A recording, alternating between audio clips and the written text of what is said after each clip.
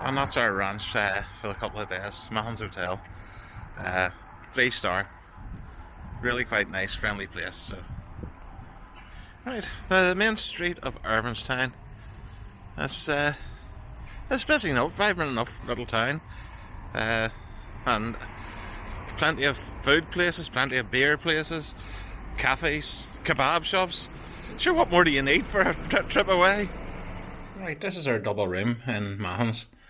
That's just hang up your clothes, set your cases there. Ironing board, tea and coffee. Have your bench, or with your sideboard, or whatever you want to call it. Dressing table, that would be the best one. Couple of chairs and table, TV, and a huge bed. That's very, very comfortable. Huge radiator when the heating's on, it's roasting hot.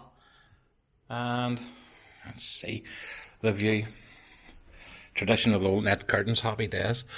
Well, you've got a view over a graveyard from this room. Those people over there will do you no harm. So, let's now look at the bathroom. Right, and into the bathroom. Regular tile floor to ceiling, spotlessly clean. Bathroom with a fixed shower, but toiletries again, all you would need. Extra towels there. Yeah, regular 3-star hotel. Quite clean lines, pretty modern. So the rooms are quite modern. The restaurant is certainly more traditional, so we'll get a look at that later. Well, the open and public areas are quite traditional. You look down towards reception there. Well, that's light wood, but if you go into the bar area, it's really traditional. It's all dark wood, and it's really quite nice. But it's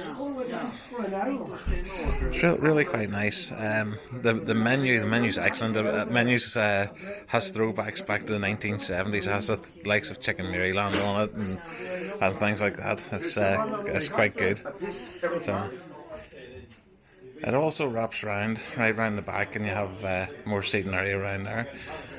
But I say very traditional, and even the menu's very traditional.